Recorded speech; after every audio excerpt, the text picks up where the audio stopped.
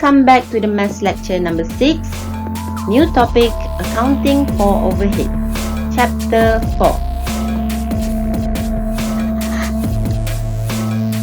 In this topic, we will learn about what is overhead, how we will apply 4 stages in the analysis of overhead, and how to demonstrate decision making from the information of overhead. So, as you can see, we will zoom in into overhead. Subtopic 1, Factory Overhead. In this subtopic, I will give you an introduction of overhead cover. Solely refers to overhead incurred in factory. So, overhead incurred in factory, we use several terms. One of the term is factory overhead. Another term is manufacturing overhead. And the other terms which already used to it is production overhead.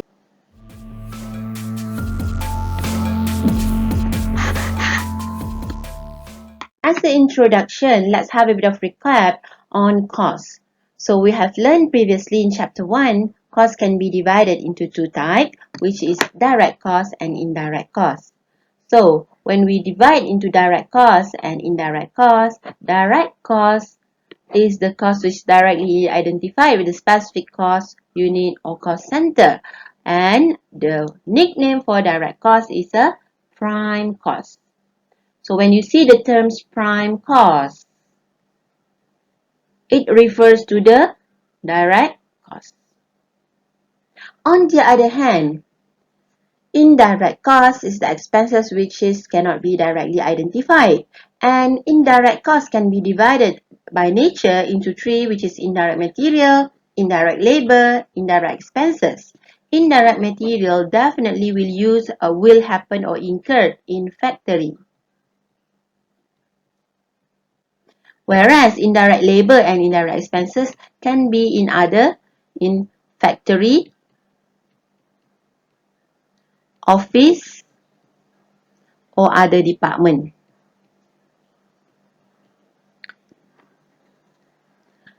Okay, indirect cost can also be divided into 4 based on the function. So, we divided into production overhead, administrative overhead, and selling distribution overhead, as well as finance cost. However, in defining the functions of the cost, the indirect cost, we shall look at the location the cost is incurred. If it is located in a factory, it is production overhead. If it is incurred in the office, it is administrative overhead. And if it is incurred in the selling department, marketing department, distribution department, or logistic department, it shall be classified under selling distribution overhead. However, if it is incurred due to the service provided by the bank, it is classified under finance cost. So,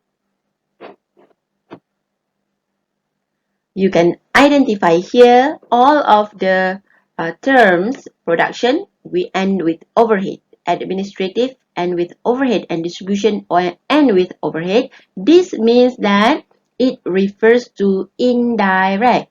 So, indirect cost, the other nickname for indirect is overhead.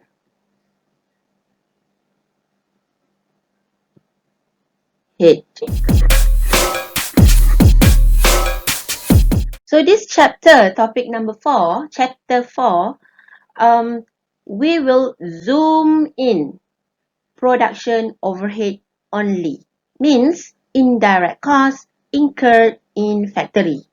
So, all production costs other than direct material, direct labor, and direct expenses incurred in factory will be counted in here. So the main sources of documents used in collecting overhead costs are material requisition. When we have material requisition form, it indicates that we have purchased a new raw materials or component. Number 2, wages analysis sheet. So this is where the documented for the labor, right? So it can be in terms of unit outputs or labor hours minus idle time. So in this wages analysis sheet, we can see the total labor cost that we have paid. Next is invoice.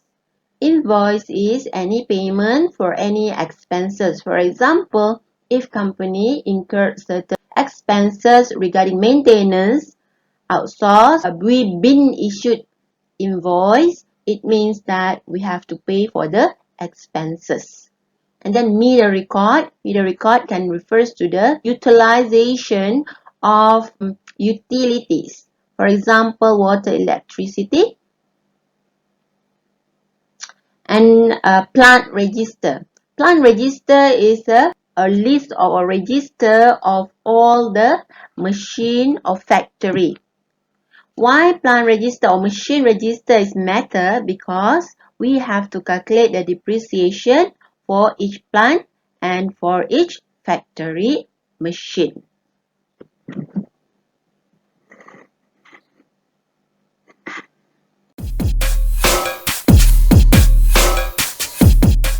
Subtopic 2, analysis of overhead. Roughly, in factory, we have several departments.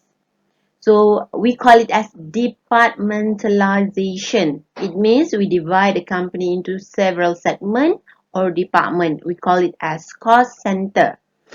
We have two types of cost center, which are production department and services department.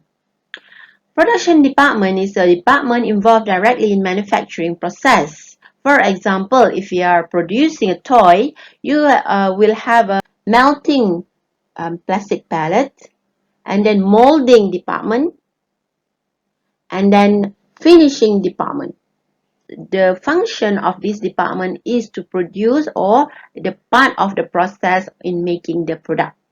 So this is called as production department. Whereas on the other hand, another department is services department. Services department is a department where it supports the production department. For example, maintenance department. In the case where the machine face any breakdown, maintenance department will come into the picture in order to support the production department. Is maintenance department involved in a process of making the product? No. However, is the department important in order to support the production department? Yes. Okay. Another example of services department is the canteen department or health and safety department. Okay. So all of these department is classified under services department.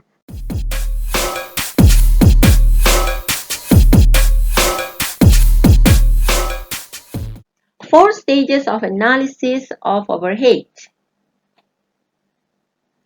First stages is allocation. In a factory, you can imagine you have incurred a lot of costs. You get it from bill, invoice, wages, summary. You get it from various sources. So when you compile everything, all the costs incurred in a factory, first step is you will allocate the cost to the cost center. For example, finishing costs. Finishing costs obviously incurred by finishing department. So we allocate to the finishing department immediately in the first stage. For example, the cleaning department. Cleaning costs, let's say cleaning costs incurred by cleaning department only. So we allocate at the first stage here, we allocate to cleaning department. Right? So that is the first example for the first stage.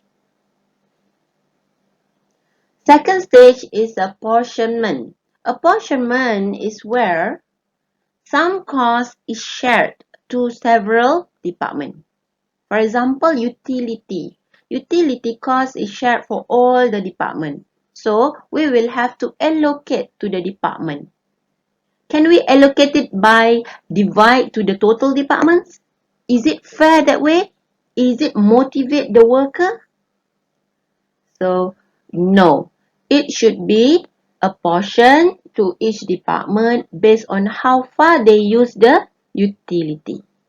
So we divide the cost to the department using most suitable basis. For example, if the company pay for rental, so definitely you will have to allocate the space to the department depending on the area used by that department. Then it's fair. Okay, so area or square feet is a suitable basis to allocate rental costs. Okay, that is second stage. Let's see what would be in the next slide.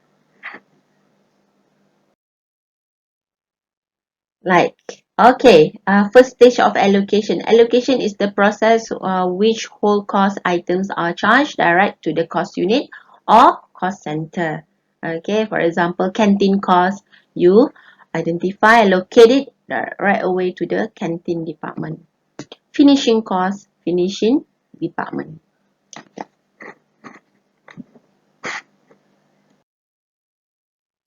So as I mentioned earlier in the second stage of apportionment, sometimes costs been shared towards two other departments. Okay, for example, the rental being shared to several departments. So we have to um, apportion it based on equitable basis. Equitable means fair. Alright, fair basis. When the indirect costs are common to different cost center, for example, utilities. All departments incur utilities. Okay. Okay. For example, the expenditure of general repair and maintenance pertaining to the department can be allocated to the department but has to be apportioned to various machines. Okay. So that is another example. If the department is involved in production of a single product, the repair and maintenance of the department may be allocated to the product. Okay. So that is the second stage, apportionment. Let's look at the example of basis. Okay, rental, rates, heating, light, electricity, repairs, and depreciation of building. It may depend on the floor area of square feet. Depreciation of and insurance of equipment building. It depends on the value of the assets. Power of for machinery. It depends on kilowatt. Machine department cost, it depends on machine hours. Personnel, office, canteen cost, welfare, it depends on the number of employees. These are the example of cost and basis.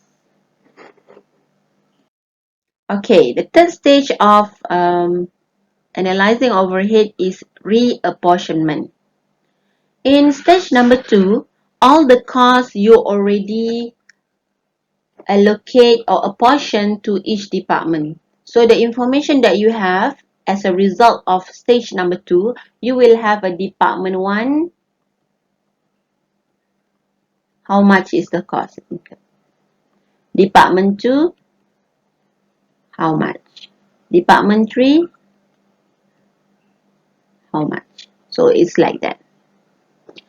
So under stage number 4, reapportionment, you have to classify which department is a production department and which department is a services department. So at this stage, you will reapportion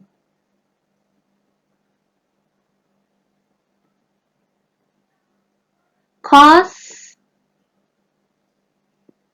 in servicing department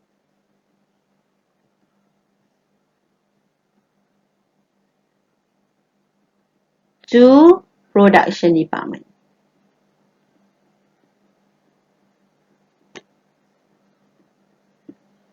you will reapportion the cost. In the servicing department, you apportion to production department. How are you going to reapportion the cost? You will reapportion it based on the several relevant bases as well. At the last stage, absorption of overhead by product. So this is where we will allocate the cost from the production department to the product. Okay, so I write it here. We calculate overhead cost absorbed by each product. How you will calculate the overhead cost absorbed by each product? First, you will calculate the OAR first, overhead absorption rate for each department.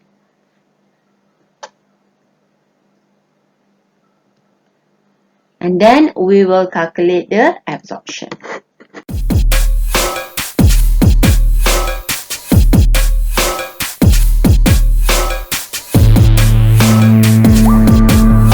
So we are at the last subtopic, which is subtopic 3, decision making regards to overhead. Okay. When we know about overhead, we will understand our overhead, our cost structure better, and we will make a decision based on our knowledge of cost accounting information. So, as a business owner, as a business manager, you will make a decision on determination of price. Once you know your cost, you will be able to identify your price. Means you use your cost, you plus your intended or markup, then you will get the price. Second type of decision making is determination of target costs. In certain industry, it is good to use target costs. If your industry are very concerned on the price that you sell to customer, so you have the competitive price. Let's say the competitive price for your product is $50. So this is your selling price. And you want to the margin of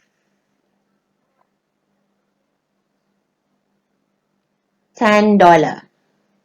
Therefore, you must incur only up to $40 cost. So this is the target cost that you have to achieve, which is $40.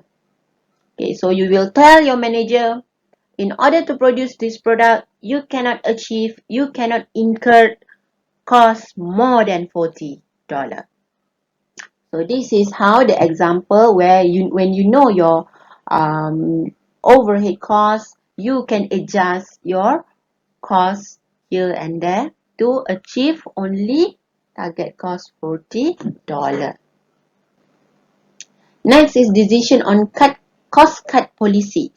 When you know the structure of your overhead, you will see clearly which area you will reduce the cost and which area you cannot touch at all. So some area you cannot touch it because it relates to the quality of product that you produce, but some of other departments' cost you can reduce it because it's not added value to the product. Next is decision to produce or not to produce specific product. When you have the knowledge on the cost incurred in a product or specifically overhead, you will know the cost structure of producing certain product. So in the end, you can calculate the contribution from each product. For example, product A, you sell it at 50, the total cost is 25.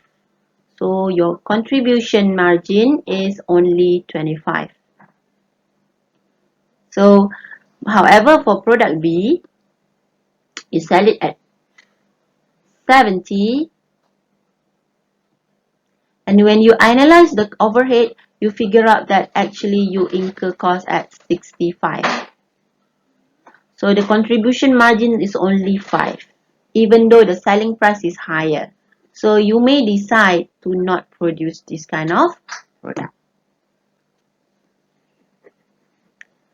And lastly, to decide whether to produce or to outsource your production. For example, if you are selling one product, okay, which is product B, let's say we use this example, which is we produce product B. If we produce, we incur cost at 65. However, if we outsource, we can reduce it.